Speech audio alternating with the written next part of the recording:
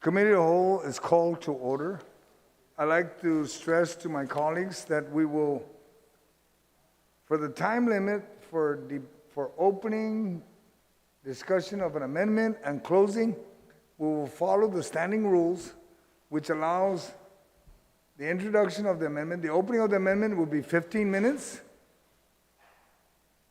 Each one of my colleagues have 15 minutes to speak on the amendment, and you can yield your time one time only. The recipient can only receive it from one person only. And then the closing, the author of the amendment has 10 minutes to close his or her amendment. All right? We're going to just follow the standing rules. The clock is back on, and we just go down that road. I think there's sufficient time. 15 minutes is a lot of time. All right? That being said, we will begin with Senator Talina Nelson. You have your number 4 on the list, L4, page 5. Senator Nelson, you have your amendment. And then you have a following amendment after that also. Thank you, Mr. Chair. This is a simple amendment to for Customs and Quarantine. We've seen that in the recent letter that Customs and Quarantine is in need of additional $5 million for various operational reasons for FY2022. And so it's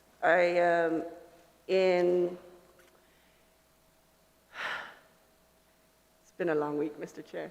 In the earlier days of this session, we were discussing the special fund revenues, and the inquiry was put forth whether it was possible to raise the special fund of Customs, Agriculture, and Quarantine Inspection Services Fund. And the response was that they are very optimistic that they would meet that fund, and so I am proposing that we increase the fund to $2,738,473.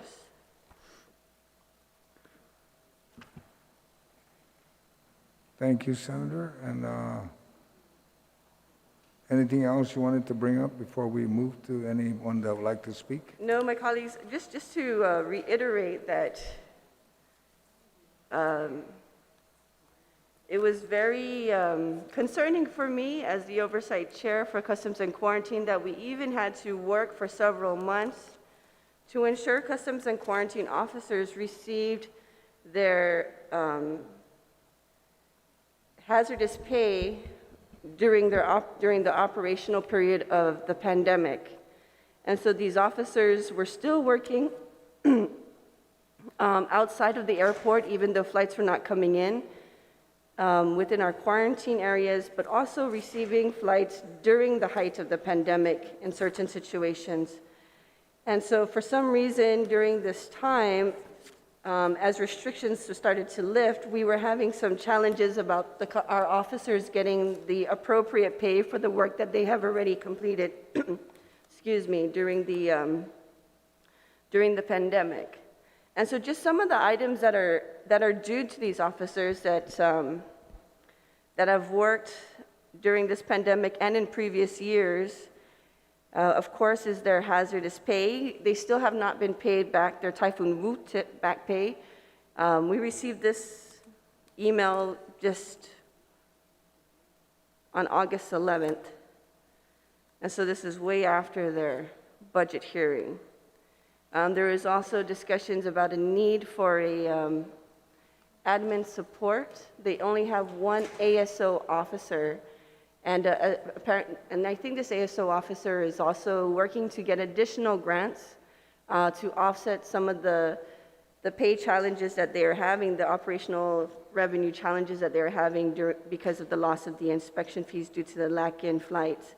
However, we are also looking towards Mr. Hiles saying that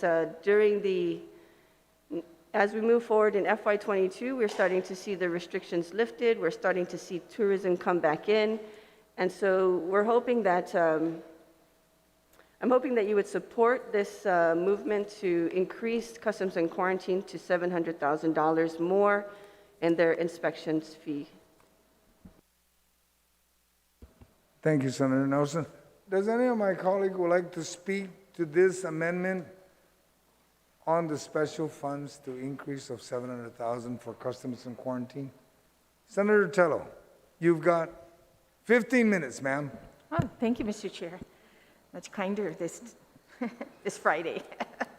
Okay, Mr. Chair, I would like Bibi Amar to make a comment to this because if there's one thing I've been tracking on the special funds is the customs and quarantine because it's way below the amount that we anticipated from our projected revenues from 2021, way below. I mean, we projected 4.1 million for customs and quarantine, and now we have a shortfall.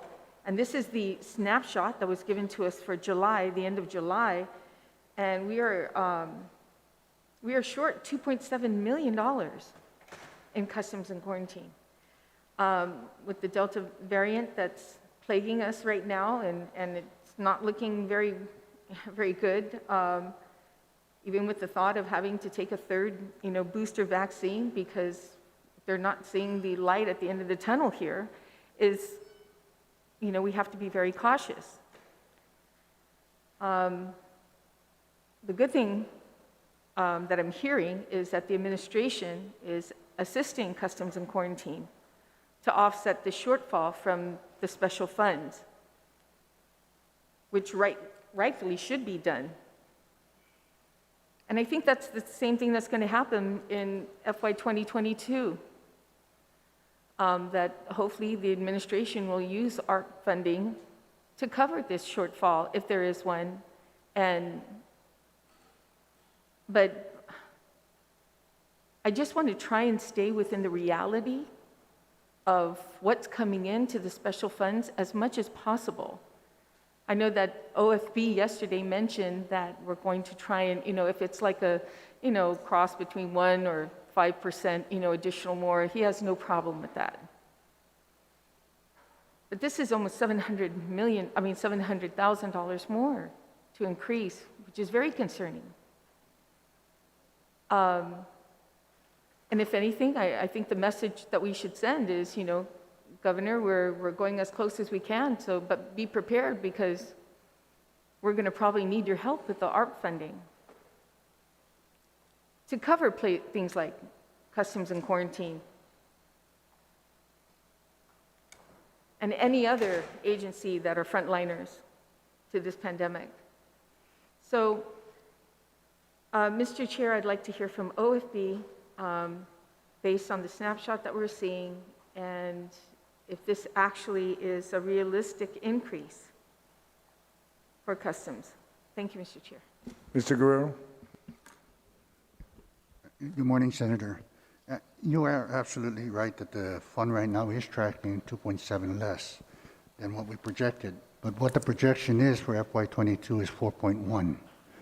What I believe the bill is trying to do is increase the threshold of the 2 million that we have in the bill by about 666,000. So the threshold for FY22 would be 2.7, not 4.7. So that, it shows already it's a reduction, almost 50% reduction over the previous year's estimates. And that's where I think the variance would be. I'm sorry, say that last part. That's what? Comparing last year's, FY21, the fund is estimated at 4.7 million projected to be collected.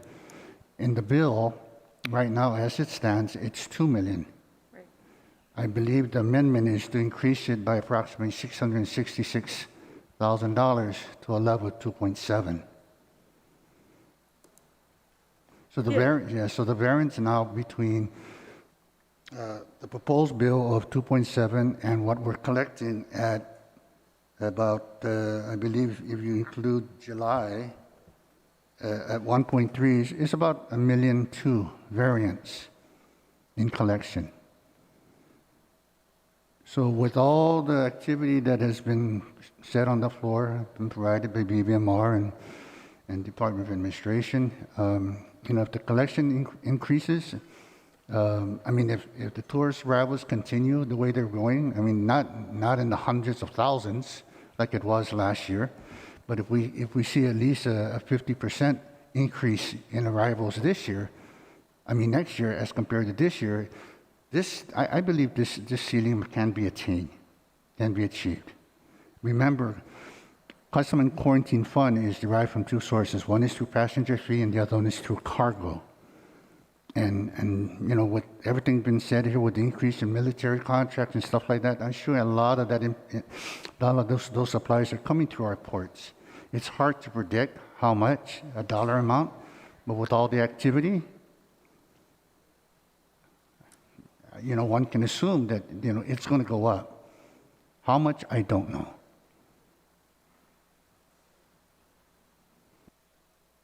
Well, when you were determining the cost or, the projected revenues for this, Steve, you knew the military buildup is happening. It's happening right now. In fact, we still experienced it during, this past year in 2001. And we're still seeing that their projected revenues monthly is in the hundreds of thousands. In fact, they anticipate, if you look at what they anticipated in July, I think it was, if I'm not mistaken, if you look at July, June, okay. If you look at July, they anticipated 289,255. But when it came in at only $42,000. $42,000 based on 200. So, I think it's a conservative amount that you've projected for the budget for Customs and Quarantine at 2.038473. Because if we go to August, they're projecting 429,680, but we're not even seeing those 6 digits coming in. We're only seeing 5 digits coming in. Senator, can you share your source information so I can follow along? Sure, absolutely. Okay, so the CRE report for June, which is the ending of June 30th, 2021, the actual that came in for June versus projected. Oh, I'm sorry, let's go to July because we have now the July snapshot. So the projected revenue for Customs coming in for July, projected revenue, was $289,255. You see that? Okay. Then when it did come in, we had that snapshot that was provided to us by BBMR. What came in, the actual that came in for July, was only $42,015. So we're seeing that this 6-digit figures on projected is not coming in. It's coming in only at 5 digits, which you're looking at, it's substantially low. I think that what you projected is more realistic to what's happening because we have 2 more months, August and September, to go. And like you said, we're not going to be seeing the hundreds of thousands coming in as it's been doing that for since October of last year. The highest amount that came in was $91,076.5 when their projected revenues were in the hundreds of thousands, like you said earlier. So if you look at that, you're coming in at just about that amount, which is about $2 million for next year projected revenue, which you actually have here in Customs with the $38,000 additional. So that's my analysis of what you're doing, but now you're saying it's okay to increase this an additional $660,000? Senator, I didn't say it was okay. I'm just saying that the likelihood of us achieving it is somewhere out there that it may be attainable. I'm just saying with the level that we recommended in the bill, 2 million is the level that I'm going with. There is a proposal on the floor to increase it by 666,000. Whether or not that's achievable at this point, I don't know. Tracking, like you said, is way below what especially for the month of July. We did track, I believe, 238,000, only 42,000 came in. If that's any indication of the future months coming forward, not only to the end of the fiscal year, but maybe the trend for next fiscal year, then it's something to be concerned about. But the numbers that you're seeing in the tracking, and you're questioning why BBMR has a 6-digit amounts for August and September, it's the way they do the allocation for the projected remaining months based on the total. Right, yeah, absolutely. So Steve, I guess the simple question is, are you sticking to what you put in the budget bill at 2.38473 for customs coming in as projected revenue coming in for special funds? To answer your question, Senator, I have not changed my number Okay. regarding custom and coining. And this is an amount that you're sticking to. Okay, thank you. Thank you, Mr. Chair. Thank you. Does any other colleague would like to speak to the amendment? Senator Brown, you have 15 minutes, ma'am. Gosh, Mr. Chair, I don't know if I can handle all of those 15 minutes. That's a lot of time. I do want to be consistent. I mean, I certainly understand where the sponsor of this this amendment is coming from in wanting to, ensure that customs is being able to operate. I mean, granted, we've seen the direct impact because of the funding source that customs has to depend on to receive their revenue, to pay for their operations and pay for their salaries. But, I do want to say again, Mr. Chair, I mean, these are the areas certainly where the ARP funds that the governor has in her possession would be of tremendous value, because I think we'll all get a consensus of 15 members in this body that customs has been severely impacted as a result of this pandemic, and it would be very appropriate for the governor to offset that by providing funding as she did for the Guam Power Authority. Because as we know, obviously GPA has been affected as a result of the pandemic, and she has provided them $15 million to offset, which ultimately would have further burdened our community with a rate increase to cover the costs and operations that GPA must meet, whether pandemic or no pandemic, because obviously we're reliant on the power and the services that they provide. So I just want to clarify, and I appreciate the feedback that Mr. Guerrero has provided to Senator Tello on her question. But just to clarify for us and for our community out there, I mean, the numbers obviously that you provided in this budget bill is what you've come to the determination based on previous revenues, and then also just our current economic situation. And sure, I mean, perhaps maybe that number can be reached of what's being proposed by the sponsor of this amendment. But I also want to be, how do we be consistent moving forward? Because, I mean, there's going to be other areas, other members are going to want to increase. Or do we come back? Or do we keep these areas underfunded, so to speak, so that the governor can use the financial resources she has with ARP to offset? Because it's very hard with our amounts, Mr. Chair, that we have in the budget that we're trying to stretch to accommodate what has been an not a usual situation, that where we've had decreases of revenue coming in as a result of this pandemic, and additional burdens put on certain other departments and agencies as a result of the pandemic.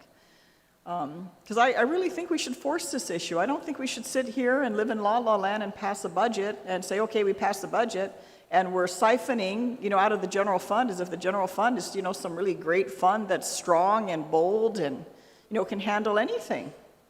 In the past, when it's general fund money, my gosh, you had to raise your eyebrow and wonder.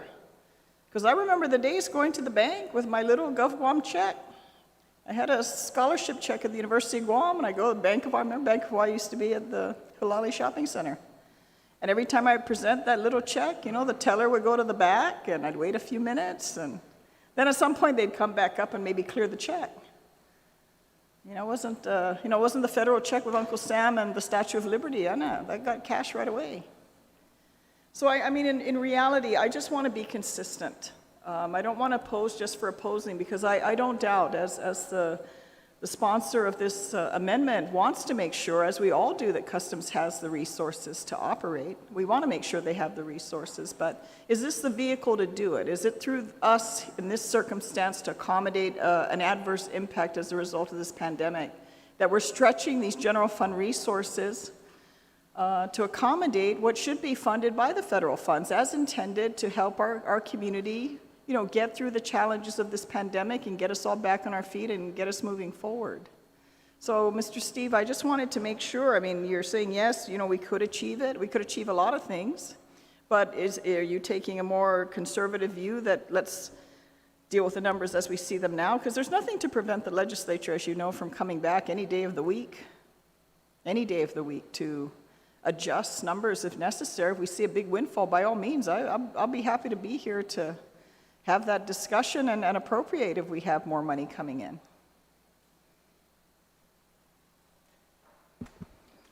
Yes, Senator.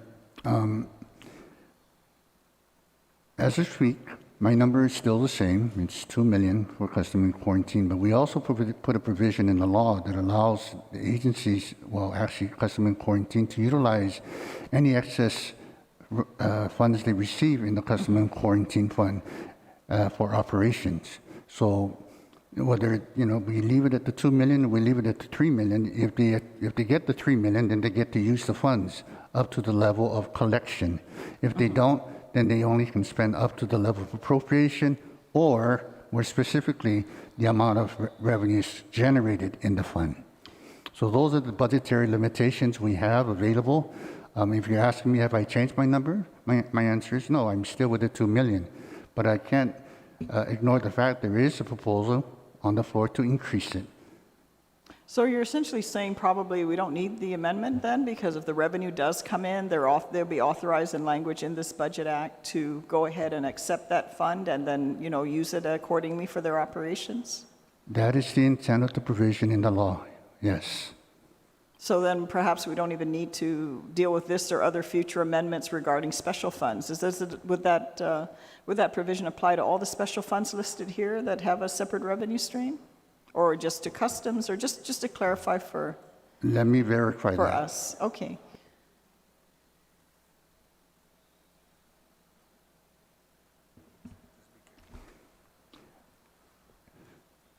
That provision, Senator, is provided to all the agencies that have funds that are specific to their operations. Okay. So if you look on page 46 of the bill, 146, there is the list of departments that provided that provision and the use of their special funds. So then we perhaps don't need the amendment then, if that's already going to be provided with that language. I just want to make sure the Finno English is clear so I understand it.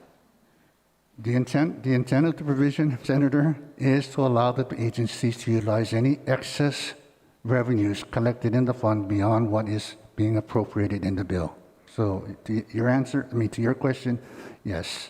Thank you. I appreciate your response to that. And again, Mr. Chair, I have no problem supporting customs, but I very much would like to see the administration step forward and do the very same thing they did with the Guam Power Authority and use money from this $600+ million of ARP funding to offset those department or agencies that were significantly adversely affected as a result of this pandemic. And certainly in the case of customs, we can't argue that their revenue stream was not adversely affected, rather than we're continuing to take other funds, because this is just special funds, but we're also appropriating money out of the general fund to subsidize customs through this challenging time. And again, I think those funds should come directly from federal funds that were intended for this purpose. I do recall also a few days ago when the Department of the Administration officials made the comment that they had paid their customs officers their overtime up till March. Well, April has come and gone, May has come and gone, June has come and gone, even July has come and gone, and we're way past the mid part of August. And I don't understand why the administration has not made that effort to facilitate paying overtime. Gosh, I'd hate to be a partner or spouse of someone in customs, and I'm telling my partner, hey, I have overtime, I'm at work, trust me, I'm at work. And, the check comes home and, hafa, mangi salapi. I'd hate to be the one to explain that. I'm glad I'm not in that situation because that's not as uncommon. We can chuckle, but that's, that's the reality in a household sometimes when they're depending on those additional funds to, pay for the needs of the family.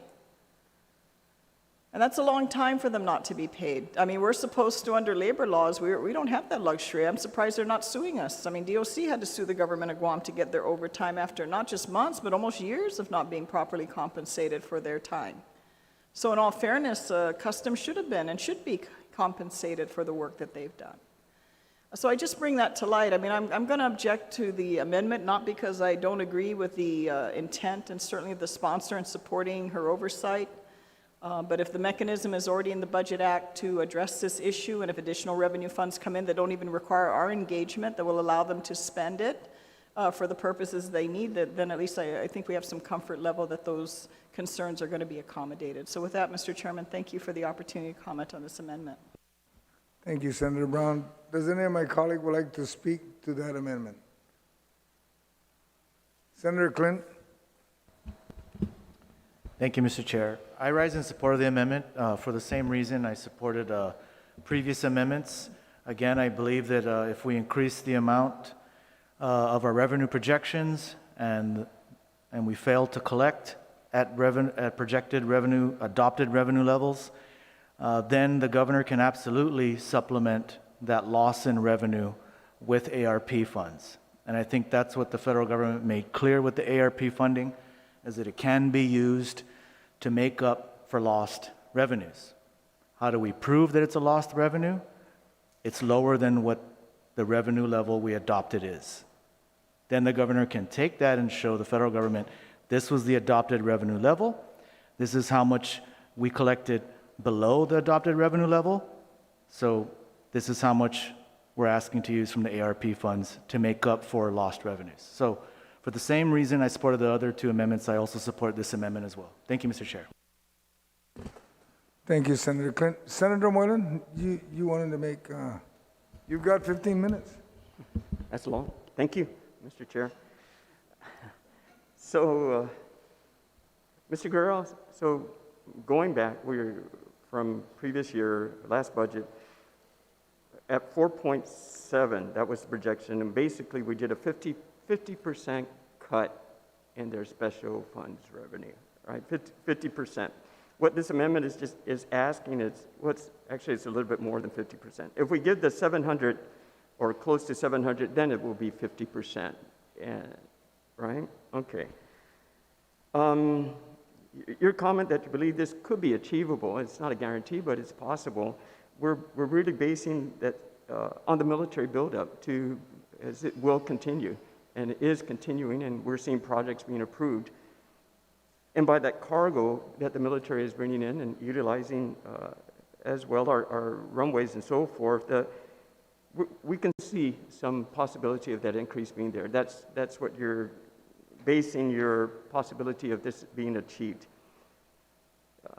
To have their special funds off the top, that's a huge cut. And we're using that 50% mark. As that agency, they're our public safety agency, and we're basically cutting them off 50% on their special funds. It's got to be, for the director there and for the leadership there, it's got to be just, what do we do, right? I can imagine the pressure they're under in order to perform their requirements, and wondering, how do we keep the public safe at our borders? We have to take care of our troops, and my colleagues, I know, agree with that, and it's not that we don't want to. But I really believe that we should focus some of our priorities onto public safety, which has been lacking financial support for so long. And as my colleagues have said, we had this opportunity with American Rescue Plans, but where the information is not being shared with us. And here we are looking at just the general revenue plans and struggling to give them a little bit more just to make it an even 50% of their special funds. It's disastrous for them to perform their mission this way, which is so critical for the safety of our island. And the governor, I believe really placed us in this situation that we're at this point when we could easily remedy this with the amount of American Rescue Plan available. 600 million reasons why we could easily have provided something to make them 50% solid, a little bit more, to help take care of these troops there, our frontliner troops with the public safeties. So it's disappointing, but here we are. We got to do something.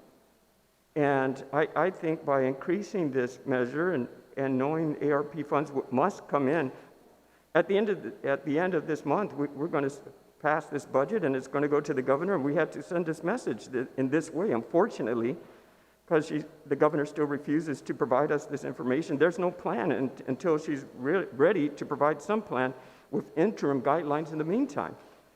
Like my colleague mentioned on the liquid fuel cost for Guam Power Authority. It seems like when the conveniency is there for our governor, then that it takes place. But why wasn't that done for customs? I think we need to send a strong message to the governor in supporting this measure to protect our borders and to support our hardworking customs officers. Not that any of our other government agencies aren't hardworking, but this is a public safety measure. We know we got all these drug situations coming in through our different ports of entry. How are we helping the people of Guam by 50% cut in this special funds when we know we have 600 million reasons why we shouldn't be doing this? So I do support this measure, and I appreciate Steve there for saying that there's a possibility, but I know there's even a stronger possibility with the ARP funds to get this. So I support the measure, and I ask my colleagues let's send a message to Adelu. Thank you, Mr. Chair. Thank you, Senator Moylan. Does any other colleague would like to speak to the amendment? Madam Speaker. Thank you, Mr. Chair. I support this amendment. We're allowing them by this amendment, we're increasing the projection of this special fund, and as we know, it's been a disaster, really, customs. The funds that have been allocated to it are not sufficient. They made that very clear during their budget hearing. They've made it clear throughout the year that because they're relying on passenger fees, they are not getting enough money to even cover basic operations.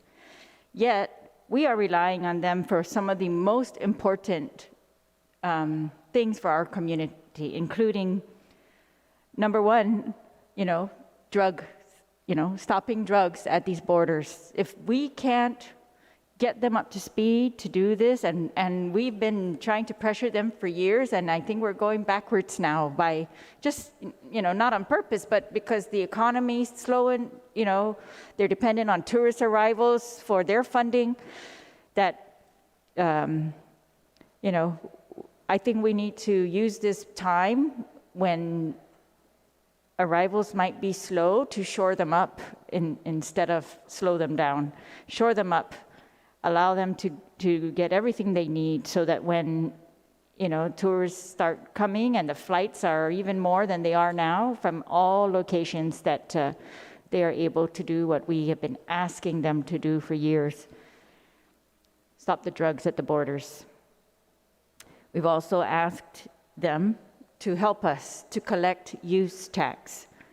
That's another very important mission of customs that I think we should be shoring up right now. We've got so much coming in from, what do they call it, online sales? Yes, and that this is a time that they should be helping us to bring in revenue. And so I think just allowing them to use, increasing this amount to their fund, their special fund, is going to increase just their ability to spend it when it comes in, instead of waiting for any kind of, reappropriation or adjustment. That, it's very clear to BBMR. The money comes in, give it to customs, straight out. No hesitation, do not wait. And that's what we really want to see, in particular for this agency. And, of course, we still have the ludicrous situation up there where customs is paying for rent. And at the airport where the people of Guam gave the land, helped finance, gave fiscal backing. And I am still hoping, I know that they've made great strides to reduce their rent during the pandemic. They've moved out of large portions of the airport, and the airport has been trying to assist, but I still think if they can reach a permanent solution to that they should keep trying, because I cannot imagine that the airport can continue to bring flights in without customs. In other words, they're imperative to the functioning of the airport. And so anyways, I support this amendment full-hearted, just to give them ease of accessing any additional funds, even, in addition to the other language that might have been put in the bill, this to allow them ease of access to their special fund. That is for no other purpose but to help them. And it's been made very clear, unfortunately, that even this amount is not sufficient. But I say give them whatever we can. So I support this amendment. Mr. Chair. Thank you, Madam Speaker. Does any of my colleagues would like to speak to this amendment? There being none. Oh, Senator Duenas, sir. Mr. Chairman, and I don't need 15 minutes at all. I just wanted to make one comment. I think consistently throughout the budget, and I respect the proffer of the amendment, and I think consistently throughout this budget, there may be efforts to try to increase funds where we know really what we think the intended source is.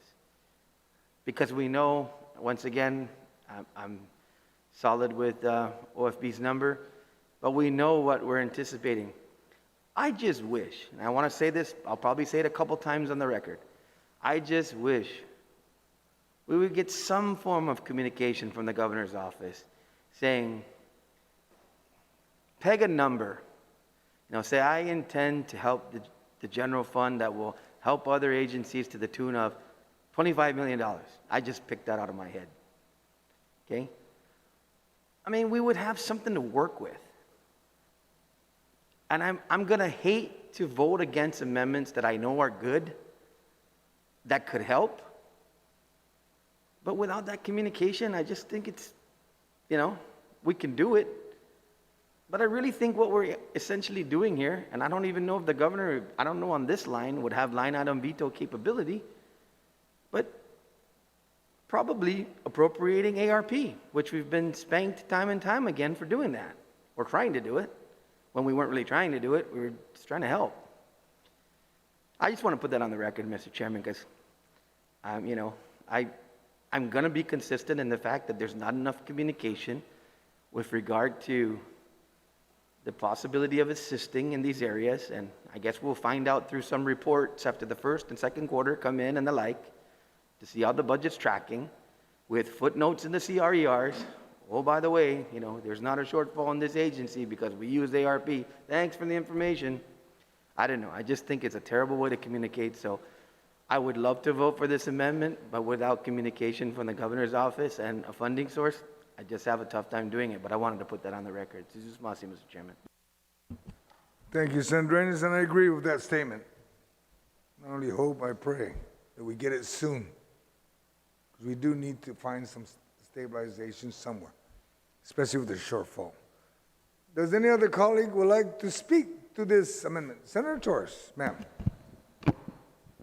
Thank you. I just wanted to express that I support this amendment. Yesterday, we had a similar amendment to the special funds revenue amount in several areas, and that received no objection to that amendment proffered.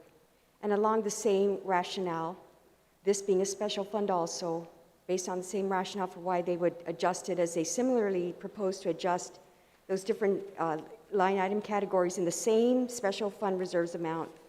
I think that for consistency's sake, it behooves us to oppose this one. When yesterday, there were at least 4 items, I think, there that were affected. 1, 2, 3, 4, 5. 5 items that were affected. No objection, no concern. Sometimes we just have to put faith in the tracking, to the extent that in this case with special funds, if it's received, it's received. If it isn't, no harm, no foul.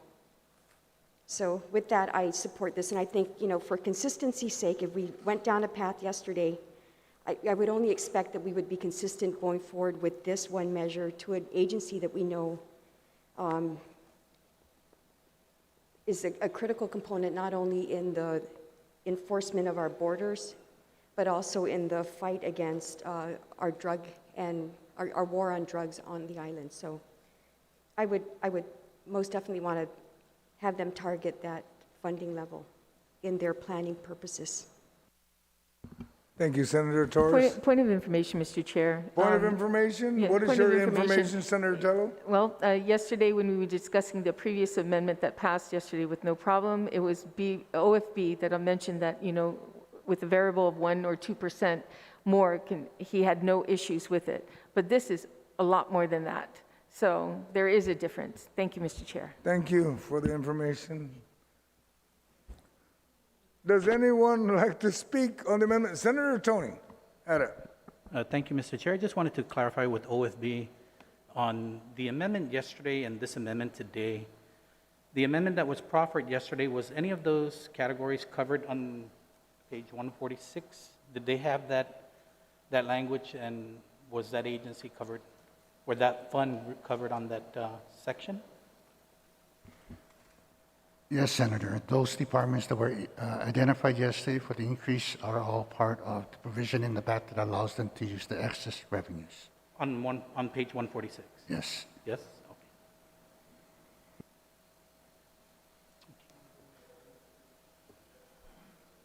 Thank you, Mr. Chair. Thank you, Senator Ada. Does anyone else like to speak? Looking across. Just a point of information, those were also based on tracking that we had. Thank you. Thank you, Madam Speaker. There being no one else to speak, I'd ask the author of the amendment to close. You have 10 minutes to close. Thank you. Thank you, Mr. Chair. Colleagues, I thank all of you for your input and dialogue.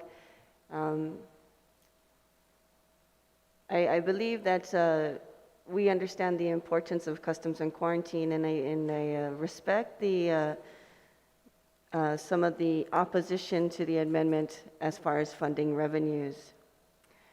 I also understand, and I concur with you that I feel the same way when we are not really able to see the tracking of the dollars coming from the administration. That has always been the nature of the beast, right? It doesn't matter who was in the administration. That has just always been the nature of how the budget functioned. Something that was perhaps beyond our control.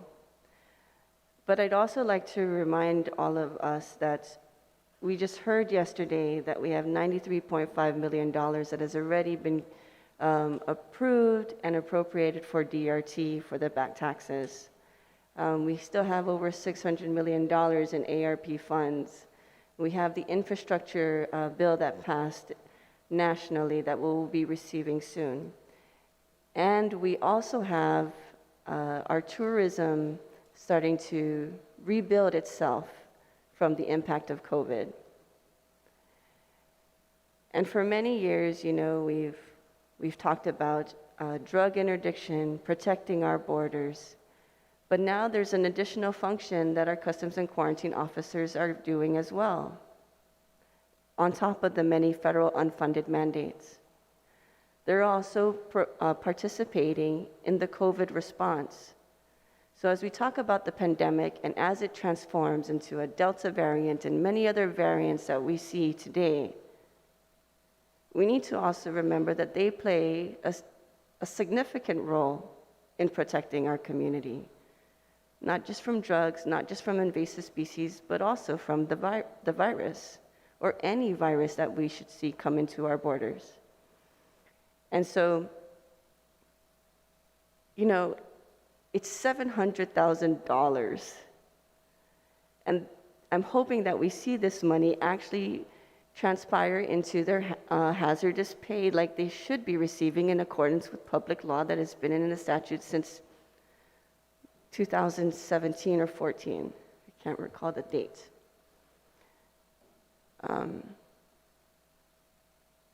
It's just, for me, it's, if we're going to demand or have expectations for our agencies, especially our public safety agencies and our healthcare agencies, to perform a certain function, we should provide them the resources. Instead of bringing them here, having oversight hearings and telling them how many things they are not doing properly. Provide them the resources, then give them the oversight, rather than giving them nothing and then admonishing them when they can't perform. Thank you, Mr. Chair. Thank you, Senator Nelson. My colleagues, there has been an objection. It was posed by Senator Brown. We will now move to the vote. All in favor of this amendment, please raise your hand. 1, 2, 3, 4, 5, 6, 7, 8, 9. Motion passes. Senator Nelson, you have another amendment, but you also have an amendment that you've put in that you're going to need to bookmark. Okay? I just, like I mentioned earlier, anything that needs to be bookmarked, I will remind everyone. But you do have an amendment, and it's for line 26, page 6. If I'm correct, this is to make the adjustment on the total. So if you can, please, that Yes. one should be an easy one. Thank you, Mr. Chair. This is just to, in any case that the amendment passed, to readjust the special fund revenues total. So I'd ask OFB and legal if they could make the necessary adjustments in the calculation of the $700,000 increase. Thank you, Mr. Chair. Thank you. And I would ask the OFB to tell us what the total amount would be, because it may not be as your amendment writes, okay, because of yesterday's motion. Let's take just a 1-minute recess so we can get the total, and then we'll move on real quick. Thank you.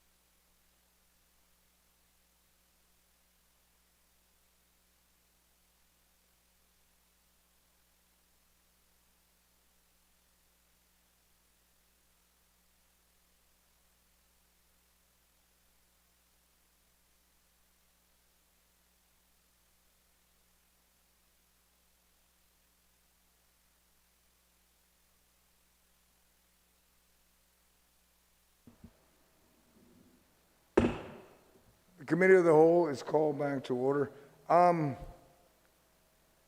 If I can ask the author of the amendment to basically just make the motion that OFB make the technical corrections on the total, and then we can move from there.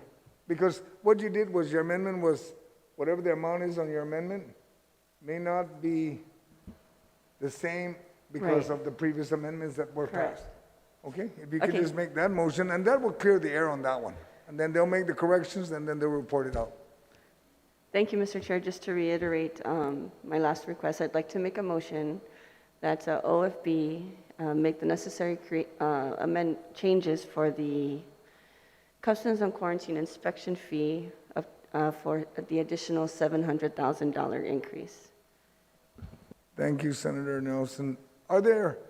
Does anybody want to speak to that? Senator Dueñas? So Sir. is this still an amendment, or is that just, doesn't need to be an amendment anymore because it's a technical correction?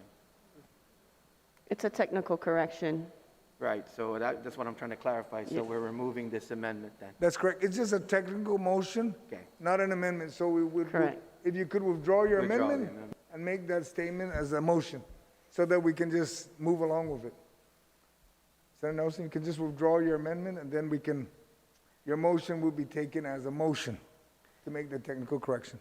Yeah, sure. That's not really how it works, but I can do that. I will withdraw the amendment as per request. Are there any objections to the withdrawal of the amendment? There are no objections, so be it. Senator Nelson, you still have the floor.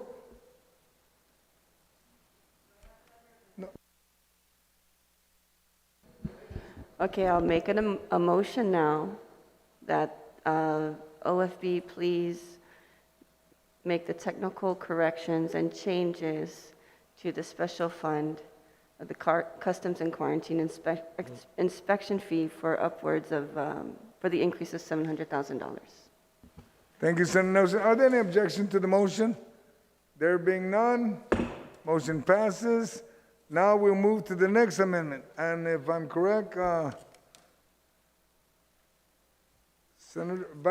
Speaker, I believe you're next. You have amendment on line 21, page 7.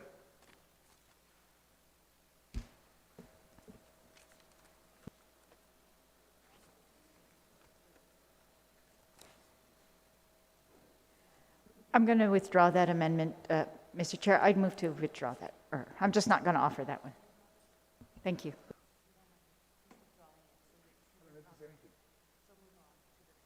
All right, we'll move on to the next amendment. The next amendment was proffered by Senator Tello Tadigui. Ma'am, you've got 15 minutes on your opening of your amendment. Well, thank you, Mr. Chair, for that opportunity. Mr. Chair, I proffered this amendment, which is on line 25, page 7, and it's regarding the 2% general fund reserves, deficit reduction / rainy day fund.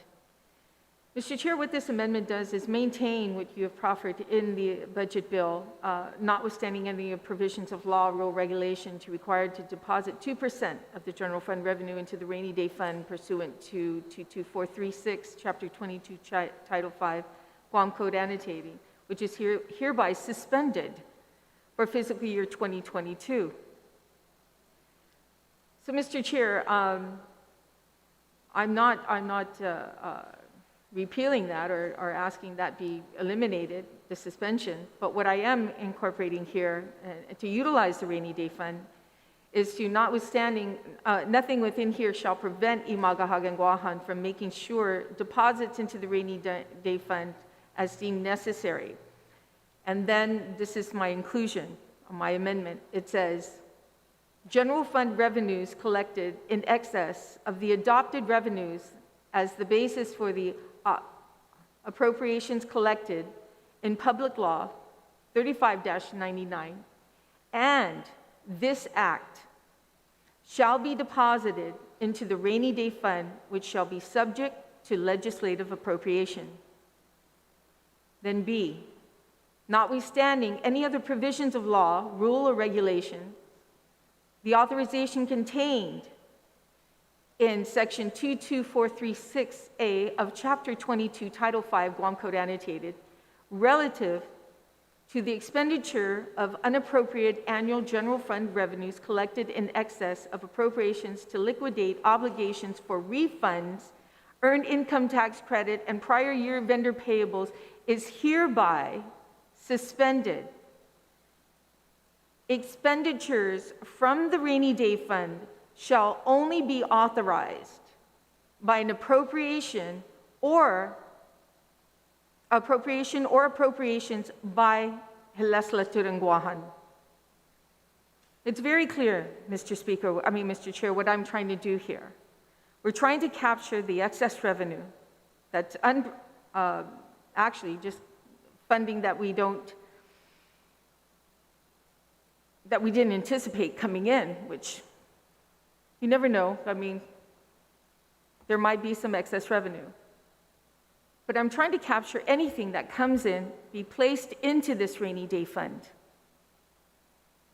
Not only in FY22, but if you look at the amendment that I made, Mr. Chair, we're talking about the budget from FY21. Now, we were always wondering, how is it that the administration is able to still take that funding, excess revenue, and spend it? So I looked, Mr. Chair, in the budget bill of FY21, and I'm glad, Mr. Chair, that you incorporated that particular section 22 on page 152. This was incorporated in the FY21 budget in section 22. Imagahagan prohibited from expending excess fiscal year 2021 and fiscal year 22 revenues. Notwithstanding any other provisions of law, rule, or regulation, Imagahagan Guam shall not expend general revenues collected in excess of the adopted revenues as the basis for the appropriations contained in Public Law 3599, and this act without a legislative appropriation authorizing expenditures of such excess funds. But Mr. Chair, when you're dealing with law, there's always that, what attorneys like is that loophole, being able to get into that back door. And that's why Section B of this amendment is very important, because it does suspend any kind of expenditures from this rainy day fund for her to go into the cookie jar and take money out to spend on anything. Vendor payables, prior year obligations, earned income tax, anything that has to do with obligations, or even refunds. It's this body, Mr. Chair, that appropriates funding. It's this body that's responsible for the budget. And that's exactly what we're doing here. Now, it was spoken to earlier, what time I have left, spoken earlier about how all this money that's coming in, the first one that they talked about, they were so excited, was the $93 million that was coming in to pay for the ACTC. Well, that's money that's going to be paid for the ATC. Tax refunds. Any additional funding whatsoever, Mr. Chair, that we don't see coming in should be appropriated by this body. It makes fiscal sense. It puts things in check. And that's, a lot of times people don't realize there are checks and balances in our government. So I ask my colleagues to please support this measure. It finds a way to keep that excess revenue. And we all experienced, well, not all of us, those who were in the 35th experienced what happened when we tried to set aside money for $10 million for the hospital. And it wasn't realized because we didn't put enough language into the budget bill. We didn't put enough language in there to really protect this funding, this excess revenue. And some people may call it a surplus, and I'm looking to my colleagues. If there's anything, any other way we can strengthen this particular amendment, please offer an amendment to the amendment. If it's called excess revenue or surplus, there's always that confusion between the two. We're not saying we're not going to pay vendors. We're not saying we're not going to pay other expenditures that are needed, Mr. Chair. It's just that this body will have that opportunity to do so. Not opportunity, Mr. Chair. a responsibility of this body to do so. Thank you, Mr. Chair. Thank you, Senator Tello, for reminding this body of what happened with the 10 million. I appreciate that. Does any of my colleagues would like to speak to this amendment? I guess I have Speaker and I have Senator Torres. Senator Torres, please.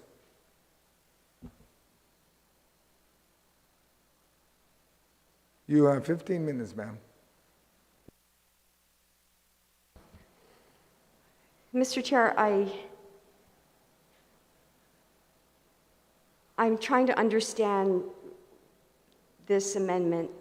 What is confusing to me is when I look at statute, Title 5, Guam Code Annotated, Chapter 22, Section 22436, that is the statute that is the general fund appropriations to the rainy day fund.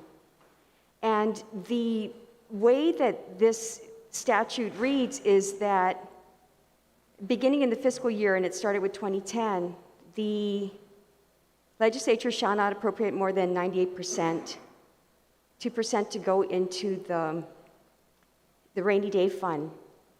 And it also provides that in an emergency, to the extent necessary to deal with any disaster or an emergency, the cap may be lifted. And in this case, we also voted to suspend the requirement during the pandemic emergency.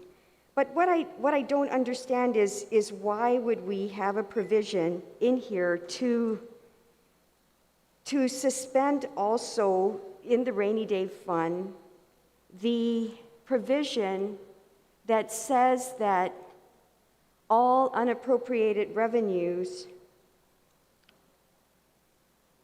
collected in excess of appropriations shall be used to liquidate obligations for refunds, earned income tax credits, and prior year's vendor payables. The objective of this government, I believe, and the legislatures has always been to right-size the government in terms of paying down prior year's debts and obligations with any surplus that we receive, not to take surplus and find different ways to spend it. I believe that the statute, the way that it was written, was to anticipate that you're going to have a set aside every year, and that at least a set aside of 2%, and that anything in excess of that, you would apply it, you would always pay down your debt.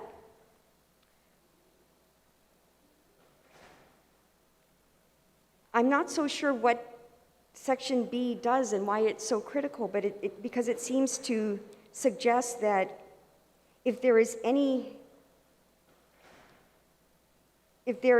expenditure, that it has to be by appropriation authorized by us. I mean, what is wrong with the mechanism right now where under statute that excess money automatically is to be used to liquidate any obligations for refunds, earned income tax credits, and prior year vendors' payables? Why would we be so worried about what in law now tells us that you will pay down your debt when you have excess?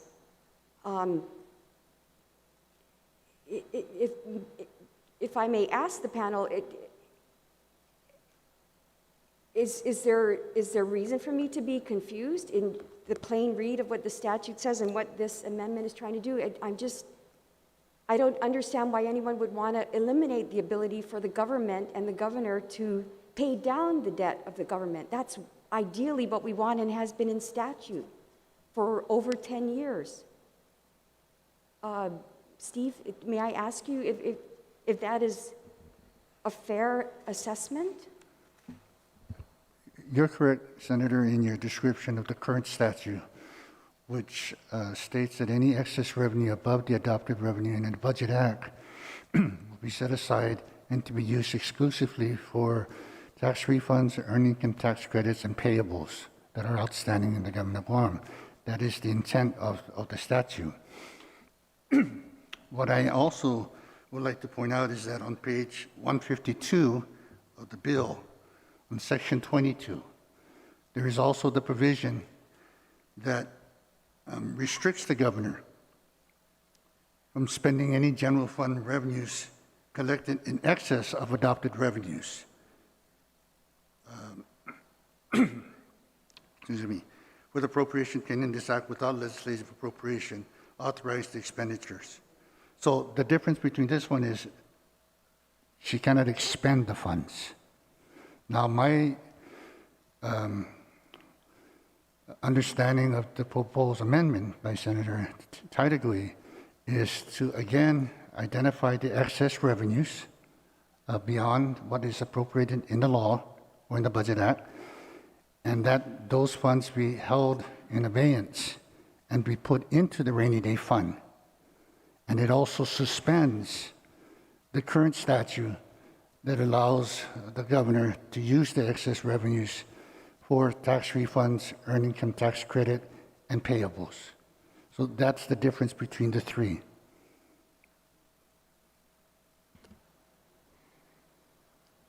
But then again, we have already suspended the requirement to deposit it into the rainy day fund during these times of uncertainty with the economy and our tourism, our third leg of the government engine being on a limping mode. So we've already suspended the 2% general fund reserve requirement.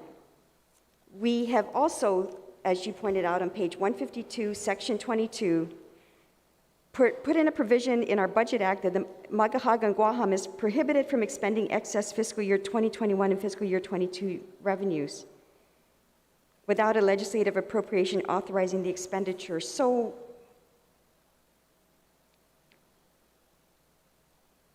this amendment really makes no sense. You don't have a rainy day, you're not required to put it into the rainy day fund, so fine. Anything in excess that's collected above our appropriations, our budget appropriation levels, has to be authorized by us for expenditure. So I believe we're covered. Isn't that correct? We're covered already. And that's the part that I just don't understand the semantics of this. And with that, I would object to it because it really is, it's nonsensical in terms of what is already in law, what we've suspended that's already in law, and what we're now providing in our Budget Act going forward for any excess revenues realized in fiscal year 21 and 22. So, you know, it's just, I think if that was the intent, I believe that the fiscal team has well contemplated it, as you pointed out in page 152. So with that, I think that if we're going to suspend under section 4, suspend the 2% general fund reserve deficit reduction rainy day fund, then so be it. Just leave it at that. And then anything that deals with monies in excess, you've covered already in 152. And I think that's clean, it's clear, it's not convoluted, and it doesn't cause people to go back and say, well, what are we talking about? If you look at the statute is clear about what happens with that money. You suspended that. So now you provided for what happens in the event there is extra money. If you're not going to put it in a rainy day fund, you're telling the government then that anything in excess has to be appropriated, and that's clear, and it's fine. So with that, I think that this amendment is not, it's convoluted, and it really is not necessary given the way that it was very clearly and succinctly and rationally put forth already by the fiscal team in the Budget Act. So I would object to it. Thank you, Senator Torres. Anyone else on this amendment?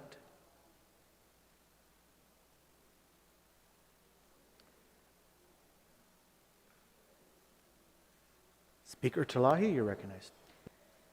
Thank you, Mr. Chair. This amendment highlights several things about our budget, or the budget before us. First of all, that we are suspending the rainy day fund, the mandated by law set aside of 2% of the general fund revenues for particular purposes as outlined in the rainy day fund statute.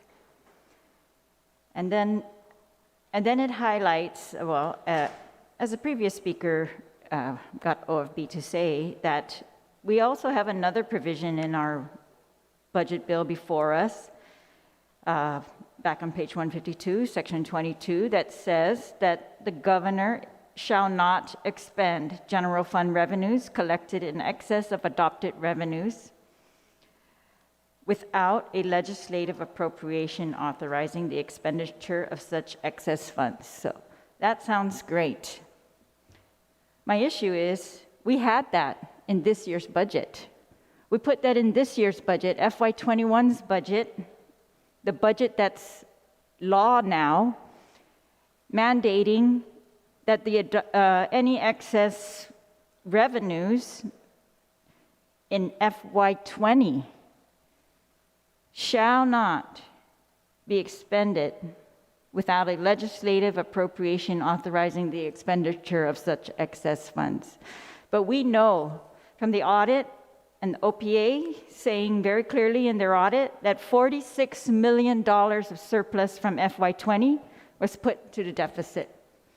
So in other words, they ignored our budget last year, the law that we passed. They completely ignored our trying to capture excess funds at the end of the year. That's what I was trying to highlight yesterday, is that if we can't capture these in advance, they will ignore every law that we have tried for years. And it's not just us. Almost every legislature has tried this with every governor, because every governor, wants to use whatever money that they think they can get away with, right? Without going through the public hearing process, without going through the discretion of the legislature. So this is just it's a regular, this is where the checks and balances comes in. We are still trying to put a check on the use of these excess funds, and unsuccessfully, I might add, right? I think that's so clear now to us. We tried it with $10 million for the hospital. They ignored that. They cited a different provision of law. We tried it here, saying notwithstanding any other law for FY21 to tie up excess revenues FY20, they completely ignored that law. So I don't have much faith that the provision we have later on in our bill to tie up excess revenues from FY21 is really going to do that successfully. I'm going to keep it in, of course, because I'm all for trying. Maybe, they'll decide to change their minds. I have no idea why they would do that, but anyways, I'm going to keep trying. And so I support this amendment for that purpose as well, that if this amendment says we're going to excess revenues in 3599, which is the FY21 budget, and this act, so they do two things, shall be deposited into the rainy day fund, subject to legislative approval. I have no problem with that. I say yes, let's try to make sure that those are appropriated by the legislature. They're not used at anybody else's discretion. And because we are answerable to the people, we put all of our proposed appropriations out front. We tell the plan, and we get input on it. And that's the most important part, is when we're setting priorities, it's supposed to be a conversation with our community, right? Where they have input as to what are the priorities of the people of Guam, the legislature of Guam, and the government of Guam. And so that's why I support this amendment. My only issue with it is you'll see, yesterday when I'm trying to do an advance on BPT, and you're going to see it in my next amendment as well. It's that this amendment as well is waiting until the end of the year, right? And we're going to have good faith that they have not expended this money in the meantime, when we had them in here clearly saying that is exactly what they are doing right now. We have shortfalls in other funds, so they're using general fund excess revenues to cover those shortfalls, and in any other way. We don't know if they're paying other prior year obligations, other, they said they have a $1 million left in deficit. I'm just saying, when they don't want to give us a list of what they spent the excess revenues on, exactly what deficit are they talking about when they use that word, then that's the part I don't like, I'm trying to do something different, right? Especially when they are sitting on $600 million in addition to the general fund revenues. And that's why, my goodness, if we can tie up the general fund revenues at the very least, we should do that. All of it. Any anticipated general fund revenue, we should tie it up. My other issue is that we're going to, wait until the end of the year with this amendment. And we already know that we're tracking, I think, for this year, a $19 million excess for general fund, right? That's what the panel had said when they were here. So $19 million. It was 10, Speaker. 10 million? Yes. Excess. Right. That they're anticipating the end of the year, they're tracking surplus of Okay. 10 million. Oh, I thought they So said far. 19. All right, thanks. Be nice if it's 19, but Yes. it's 10 so All far. right, well, $10 million. And we, as we know for a fact that there are still 7,271 refund returns processed awaiting payment, totaling $22 million. So refunds alone would take up 10, all of that 10 and still be short, right? Still be short using, any excess revenues from this year.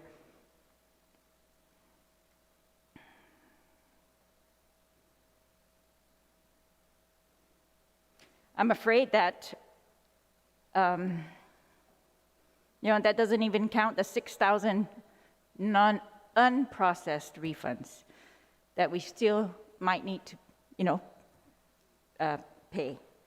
So I'm going to support this amendment. I support any efforts that will help us as a legislature to put a check and balance on the use of general fund revenues at a time when the administration is sitting on $600 million of ARP federal funds, at least, and we know it's so much more than that.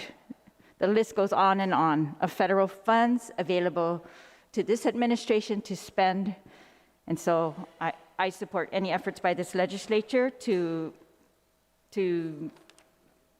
try again, as many legislatures before us have done, as you've seen in all the laws that we have, putting restrictions on expenditures, restrictions on, excess funds, all of that. So,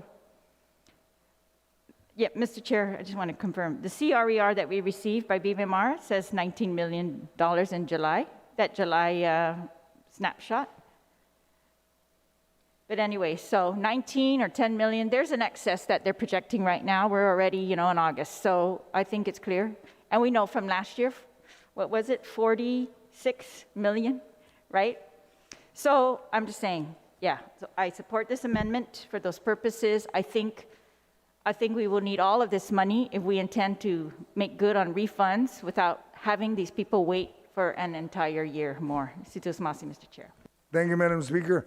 Senator Duenas, you have 15 minutes, sir. Sidus Masi, Mr. Chairman, and I certainly support the amendment, and I appreciate the comments of the retiring speaker.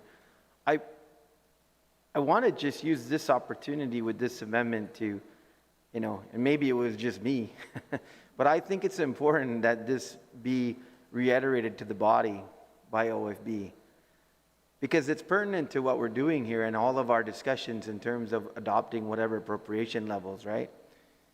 So Steve, OFB, in my conversations with you, and I mentioned this to other colleagues in the lunchroom, that whatever the governor decides to do with ARP funds to support the budget and potential shortfalls, whatever transfers the governor used to be able to do that is not going to be booked as revenue, correct? No, it would not be part of the governor's transfer. Right. And I think that's important because I'm going to continue to, we're going to go through and we're going to be doing various different things in different categories and the like, raising revenues to an anticipation, making sure. I mean, it's like we're appropriating because of the fact that we're possibly thinking that the intention would be from the administration to support that agency, and we're giving an appropriation level. The truth is regardless of what that number was, it's not going to change revenue. And that's my point. I mean, and I do understand also, as the retiring speaker said on a previous amendment, to adopt the revenue and punch it into tax refunds.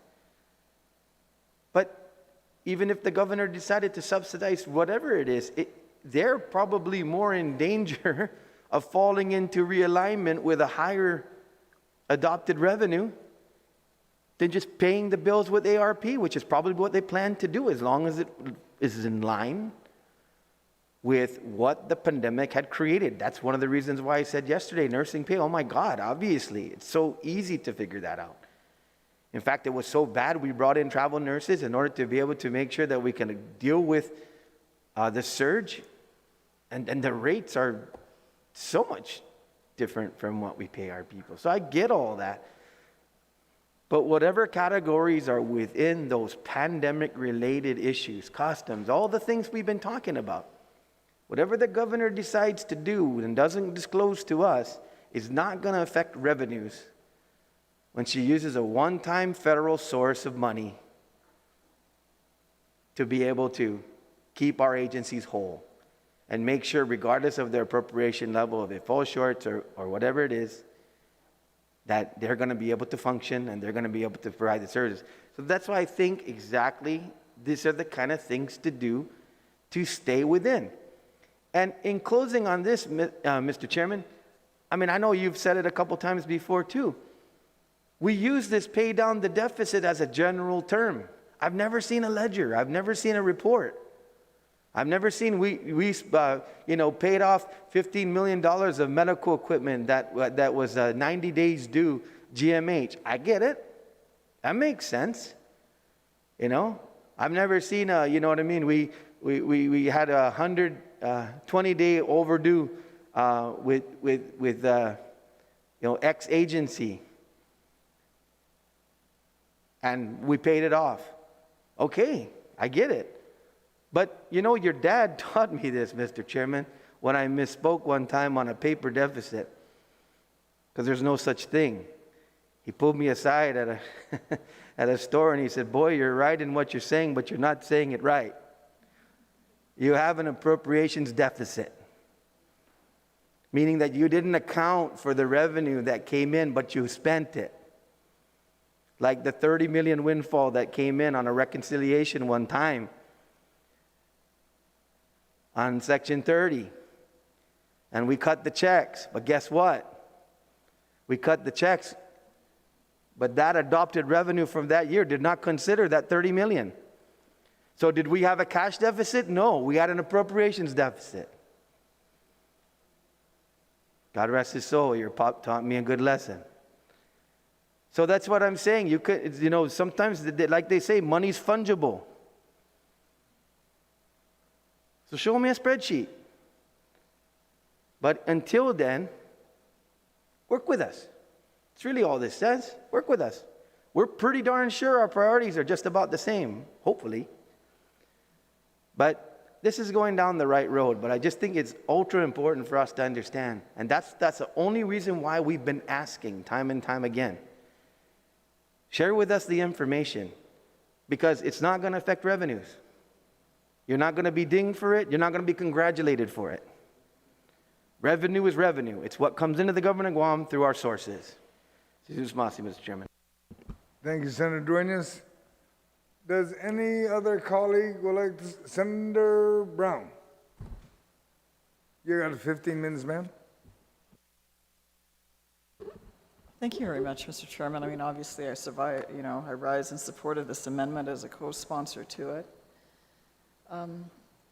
I know when we met with you on this budget, I had reservations about the removal of the rainy day fund and putting the 2% requirement as of the fund required to have that put in annually.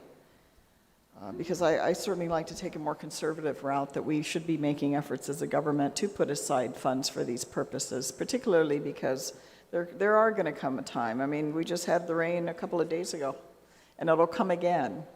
And I think we should be making more effort in our government to set money aside for critical needs that will come up, inevitably will come up. But nevertheless, it's here in the budget bill. And certainly as the amendment proposes, by all means, I think we should take the additional revenues and put them in this account to be appropriated in terms of what the priorities are that are determined by the legislature. I hear the concerns that our good speaker has raised with regards to how monies have been spent, that the legislature has not appropriated, because we believe under our current structure of government that it is the role of the legislature to appropriate the budget. It's the role of the legislature to set policy for our island. Those are the two key things we do. That is really our main job. And the fact that things happen really without our engagement, I don't know, maybe at some point we need to challenge that. Maybe at some point we need to go to our third branch of government and have that ultimate ruling on our authorities defined clearly, because I believe we have that capability. I don't think we ran for the legislature to take up space. Maybe we may need to do that. Maybe we need to put penalties in the laws for public officials that don't adhere to the Budget Act. Maybe there needs to be consequences, because many a day we pass laws left and right, up and down, and they're not adhered to, and life goes on. If we feel that strongly, we feel our authorities are being abdicated across the road here, maybe we need to push that issue. Maybe we need to push that envelope.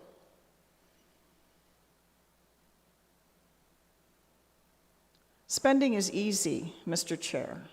In my lifetime, money goes through your fingers like water. No matter how much you have, it can go through your fingers like water. And then, as they say, you don't take it with you. So it doesn't matter how much you amass in this lifetime, how big your bank account is or what your personal assets are. I mean, we don't take it with us. What we hope to do is manage it well with the time we have when we have it. And certainly our responsibilities here in the legislature become magnified beyond our own personal finances and accounts, because we have the responsibility of addressing the monies of the people. And we want to ensure, I certainly do, I'm sure many of our colleagues want to ensure, if not all of us, that how the public money, how the people's money is spent, how it's prioritized is something that we should be addressing in the open light of day, and not the funny accounting that sometimes happens on the other side of the road, where things get paid that we're wondering, gosh, we never appropriated for that. How did that happen? Or even this issue of, they paid down the deficit. I mean, gosh, it's all good. In this time of pandemic, we're down to 1.5 million in terms of deficit, so must be really great. It's phenomenal. Sometimes I hear it time and time again. I think the world didn't go right until we arrived, because it's all about us. It's our abilities of who we think we are that make things great, rather than realizing that there's many people before us that worked to get us to where we're at, that did the heavy lifting. Because certainly paying down the deficit didn't happen in the last 2.5 years. It happened many months and years before that, and much larger amounts than what is being, relayed today as a major accomplishment of this administration. Colleagues, I just think we need to be responsible. It's very easy to want to appropriate. As I've said time and time again, it's very easy to be Santa Claus. But I don't want to be here a year or two from now taking away. Right now, we worry about our employees out there in the private sector that have less hours or no hours. And yes, you know, government of Guam has continued to get paid. Federal employees have continued to get paid. And, you know, let's hope on a wing and a prayer that continues. But we need to be responsible in how we manage the finances of the public. And I think we need to push. You know, I hope the Speaker, we do need to come back and look at this issue to ensure that what gets spent is what's authorized and what's appropriated. You know, how do we address that gap? She had a proposal yesterday, and, you know, I understand where she's coming from. I'm just not comfortable with raising the numbers until I see that the money's there. It's a very strange time. Right now, it almost seems like a government of one. The governor's deciding how she wants to spend money that has been given to the people on behalf of, by the federal government for our people. And Mr. Chair, I would have had a different approach to this budget. I would have prioritized at the very beginning all those key agencies, department and agencies in this government that were directly impacted by COVID in terms of their revenue and their operations. And I would not fund them to the level that they're being covered and funded in this current proposal, quite simply because I do want to force the issue of the administration to take that money and cover it. If we don't do that, we're simply giving the governor more opportunity to spend the rest of that money as she chooses, which she's so quick to remind us all that it's her authority. Rather than working collaboratively, she doesn't want to work with us, you know, it's her choice, but at least reveal to the people of Guam how she intends to spend that money. But for us to continue to cover these issues with the general fund as if, you know, that's an endless pit of money, and not put that burden on the administration on how she intends to spend that money that's been provided to our people, I don't think we're being fair. And I don't think we're putting ourselves up to be financially responsible. Because we should demand, not ask, we should demand that those funds be used for their intended purpose. They weren't intended for empire building. Because I'll tell you, man, 50, 70, 90, 100 years from now, most people aren't going to know who we are or much less care. So I support this resolution. I hope we do get to come back, and I will work with the Speaker. I would like to know how can we proceed. What if we don't have the ability as lawmakers to create language to prevent the administration from spending money that's not been authorized? Gosh, we should pack up and go home because I don't know what we're doing. But I know that's not how we interpret it. And maybe we need to push the envelope. Because we do have a responsibility collectively, all of us public officials, including the administration, we have a responsibility to be accountable for the people with how we manage their government and certainly how we spend their money. With that, Mr. Chair, I rise in support of this amendment. Thank you for the opportunity to provide comment. Thank you, Senator Brown. Looking across the body, Senator Clinton. Thank you, Mr. Chair. I do have some concerns with the amendment. I like how it does attempt to set aside excess revenues. My concern is that removing parts here where there's obligations for refunds to liquidate things like that, and vendor payables and things of that nature. I'm a little concerned that it could actually have the effect of slowing tax refunds from being paid, or the effect of slowing the payment of vendor payables and prior due obligations. So those are my main concerns with the amendment. Basically, I support the first part of it that sets the money aside, but I'm concerned about the part B, that I'm afraid it could actually have the effect of slowing the payment of tax refunds, because now they would have to come back to us if they needed money for tax refunds from any surplus. And then, of course, we could get blamed for, oh, you know, we could have paid the refunds out sooner, but now we got to put a bill in and go to the legislature to pay the tax refunds, had they only left it in the budget. So with that, I have to also object to this amendment. Thank you, Mr. Chair. Okay, Senator Clinton. You don't have an amendment to that amendment then, okay. Anyone else would like, Senator Nelson, would like to speak? Thank you, Mr. Chair. I do, just in regards to the previous speaker, if the sponsor of the amendment can just explain Section B and the foreseen impact of Section B. Yes, absolutely, Mr. Chair, and thank you to the question. Basically, what this does is it seals this area of the law, the current law in Chapter 22, Title 5, from the governor going in and utilizing this fund for anything, even regarding tax refunds or even vendor payables. What this does is that because of this, in the event that the governor brings forth that we need to pay certain payer vendables, DOA may come to this body and saying we need to pay for this vendor, we need to pay for, we need additional taxes, funding to pay tax credits, and then it's as simple as coming to this body and giving us the report, showing us, which is it's going to be very different. Right now, they can just go and do it without us, even knowing what they're paying off. We don't get that information. Now, if they come forward to needing any kind of funding through the rainy day fund, they actually have to show us what they're going to be paying for, what vendors are out there, any prior year obligations that are out there. This body will be able to see that, and how much tax refunds that they need additional to pay off. I mean, it's obvious that with this reimbursement from EITC, which is a huge amount, as well as CTC and ACTC, we've got that money already coming to the government of Guam. That's money that we don't have to pay out. So that's basically, to the author of the question, we will see what those expenditures are ahead of time, and it's as simple as this legislature appropriating it to that. Thank you, Mr. Chair. If the sponsor would yield to a follow-up question then. Sure. Would the sponsor be amenable to perhaps just require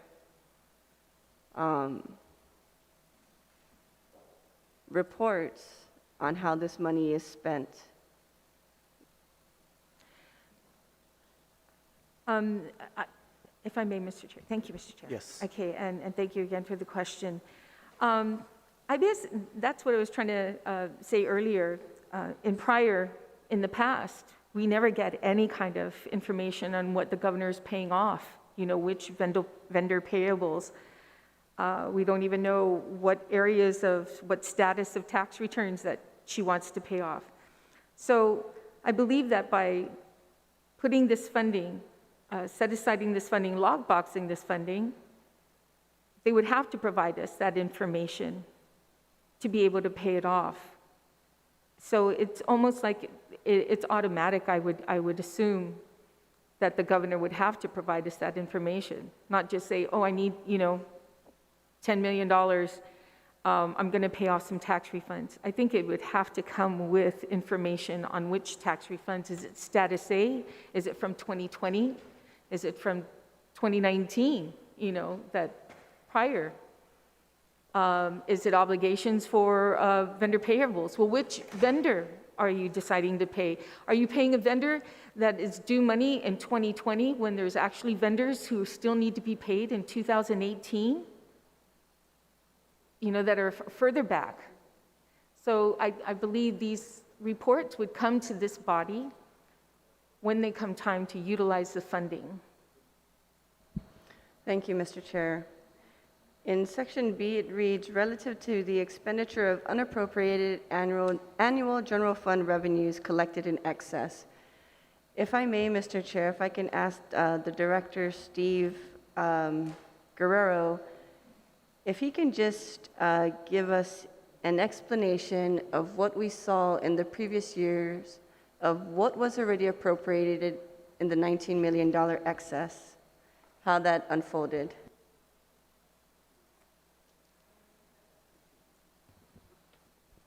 If I understand your question correct, Senator, you want to know how was the $19 million excess utilized? That's correct, because in the previous budget, we tried to set aside $10 million for the hospital, right? And that $10 million was somehow a semantics debate between the wording in the statute of the public law and our appropriation, and then also the interpretation of the administration. And so what I'm trying to get at is here we say, relative to the expenditure of unappropriated annual general fund revenues. But even though we appropriated the money to for the administration, for the government in the previous budget year, we were still $19 million over because there was a $19 million excess. So I'm trying to understand, are we trying to get additional revenue of this unappropriated, or are we trying to capture the appropriated funds? Does that make sense? Okay. Yes, it does, Senator. I was always under the assumption, we talk about excess revenues in government of Guam. Is any amount over what is budgeted in the annual the annual budget that is approved by the legislature? Now, as far as surplus funds at the end of the fiscal year, I can only surmise, reading the audit of each fiscal year, how those funds are spent. There's no specific item in the audit that says where it's spent, but you can assume that last year they reduced the deficit by $41 million. We did have excess revenues of, I believe, $42 million. So I would assume that a large portion of that excess revenues was used to reduce the deficit. I cannot give you 100% sure because I can't really figure that out in the audit, only to say that the numbers are telling me so. In terms of how we calculate excess revenues, again, like you mentioned, a specific case that we did, I believe, last year's budget when we set aside supposedly, or actually no, we appropriated $10 million of excess revenues. That should the excess revenues do occur and are generated in a year, $10 million would be set aside for that specific appropriation. To my knowledge today, that particular appropriation was not, I would say, the $10 million was not appropriated for that specific purpose. Why? I don't know. The audit doesn't tell me that it was, and nor is it shown anywhere in the AS400 that $10 million was set aside and used for that specific purpose. Okay, because I'm just trying to get at this unappropriated in Section B and what we appropriate, right? And so I think it was FY20. Was it FY20 when we did the set aside for the hospital, the $10 million that they never received? Okay. So in that, we appropriated that amount. So that means that we were anticipating that there would be $10 million on top of what we appropriated in excess. But in fact, there was $19 million in excess of what we appropriated. Is that correct? Based on what the audit said, you're correct. Okay. And so in Section B, it says the expenditure of unappropriated annual general funds. So does that mean, for the sponsor, does that mean there is an anticipation with this amendment that we are going to have an increase of, or anticipate additional money coming into the general fund that we are not appropriating today?